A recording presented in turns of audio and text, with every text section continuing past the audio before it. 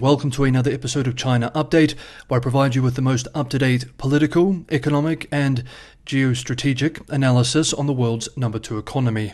My name is Tony. Let's jump in. Okay, happy Friday everybody. It's the end of the week, so we need to move through the last several important updates related to the economy. Some of this is pretty big news, however, so let's move through this now. China's massive state-owned banks are launching a third round of deposit rate cuts for this year, and yet another move from regulators to support consumption. Industrial and Commercial Bank of China Limited said it will lower deposit rates by as much as 25 basis points starting today.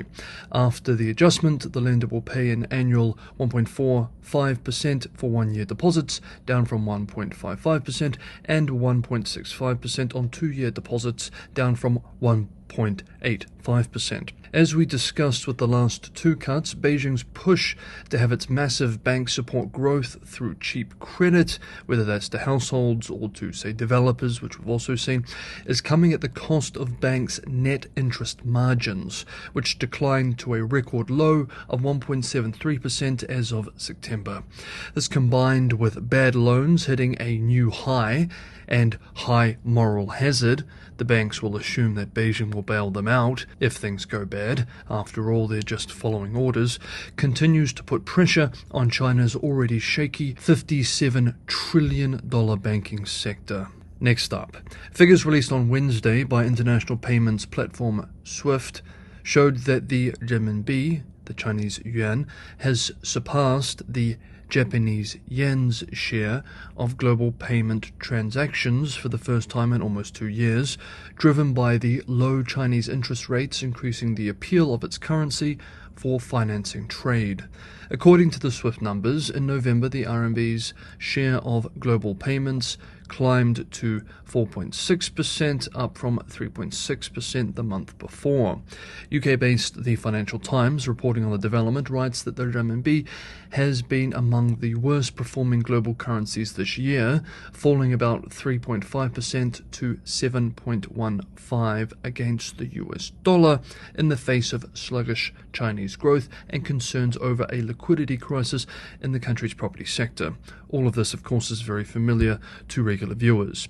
Analysts said that the renminbi's latest global payments gains were likely to be welcomed by Beijing, which is keen to increase the country's international profile as part of a broader drive to mitigate the risk posed to China by the US dollar's long-time dominance of global finance.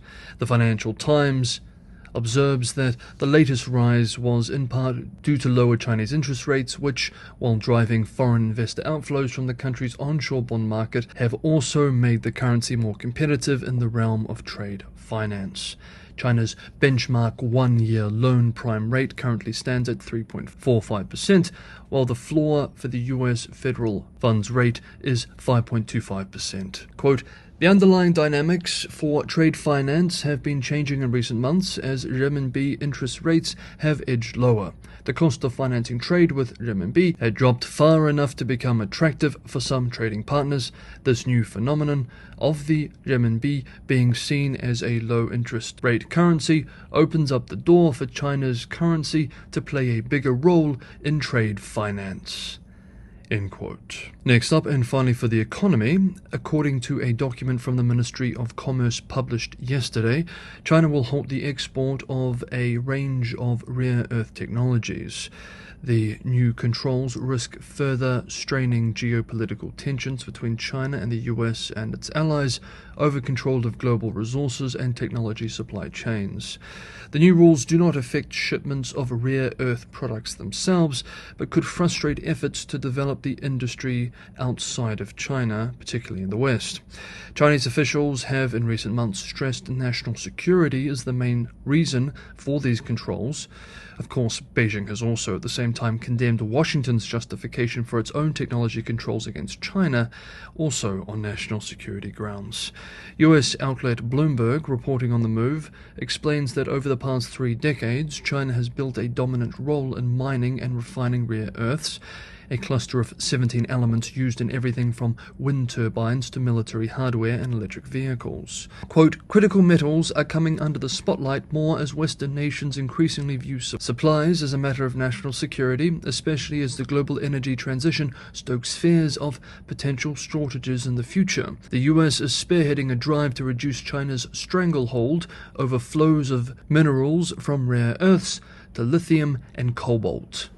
End quote. Policymakers in Washington and Brussels have long been concerned about over-dependence on China for rare earths. This move from Beijing will likely accelerate these efforts to diversify away from China. Until relatively recently, there were barely any rare earth refineries outside of China. Currently, though, China is still a dominant player. According to the International Energy Agency, China accounts for about 60% of the world's rare earth mining production and close to 90% of processing and refining. Quote, most likely the impact of this ban will be in greater difficulty in getting rare earth separation capacity online outside of China. You can have all the NdPr separated in Europe or the US as you want, but if you're still relying on dysprosium from China, you're still very exposed to geopolitical shocks. End quote. Next up, US-China military tensions. Hey everyone, I hope you enjoyed today's episode of China Update. Back by popular demand is the Panda. I just wanted to quickly ask a huge favor if you are enjoying this episode or getting some value from it, and that is to like and subscribe. 45% of regular viewers are currently not subscribed to the channel. Liking and subscribing is a huge way to help the channel. It tells the algorithm that it should be shown to new people, and this is the primary way in which the channel grows. And for those who want to help keep the channel financially sustainable, it's just me making these episodes open and free 6 days a week, and I rely primarily on subscribers to keep the channel supported. Patreon and Buy Me a Coffee links are in the description below. With your help, I can continue producing these episodes and not having to primarily rely on corporate support. Thank you so much, everybody, for the ongoing support. Next up, the US and China have resumed high-level military contacts that have been suspended since Pelosi's visit to Taiwan in August 2022. The US has been pushing for the resumption of talks all year. In one of his last trips ever, Henry Kissinger, in his conversation with Xi Jinping earlier this year, stressed the importance of the high-level military communication as a guardrail to prevent an incident from escalating into a crisis. Beijing formally agreed to re-establish them after the recent Xi-Biden meeting in San Francisco. Yesterday, Thursday, the Pentagon's chief officer, the U.S. chairman of the Joint Chiefs of Staff, General Brown, held a call with General Liu, his counterpart in China's People's Liberation Army. In its official statement, the Pentagon said the two military leaders, quote, discussed the importance of working together to responsibly manage competition, avoid miscalculations, and maintain open and direct lines of communication, end quote, adding that Brown, quote, reiterated the importance of the People's Liberation Army engaging in substantive dialogue to reduce the likelihood of misunderstandings. End quote. The Chinese Defense Ministry, in their statement, said that General Liu called on the US to, quote, earnestly respect China's territorial sovereignty and maritime rights and interests in the South China Sea, end quote, referring primarily to the Philippines tensions, which we have been following closely for some time on the channel. Beijing also made its usual statements on Taiwan. We note that the conversation was not with China's defense minister, as the last one, Li Shangfu, was formally dismissed from his position in October, and Beijing has yet to announce a replacement. The resumption of military talks is a positive sign. Anything that can reduce the risk of war between the two powers is, of course, a positive sign, even though this is only a modest improvement. Zhong Yuanliu of the Council on Foreign Relations expressed on the move, quote, I don't think it's a major breakthrough, it's simply restore and repair, end quote. Bill Dressel, Associate Fellow for the Technology and National Security Program of the Center for a New American Security, expressed a similar attitude. Quote, even if these talks mean that military dialogues are no longer frozen, they are likely still icy, exhibited in the time it took for talks to resume, end quote. Drexel is quite pessimistic, noting that the severe disagreements between the US and China and Beijing's wish to change the status quo in the region, quote, drive China's risky military behavior, end quote, adding, quote, Beijing knows that Washington is much more invested in dialogue than it is,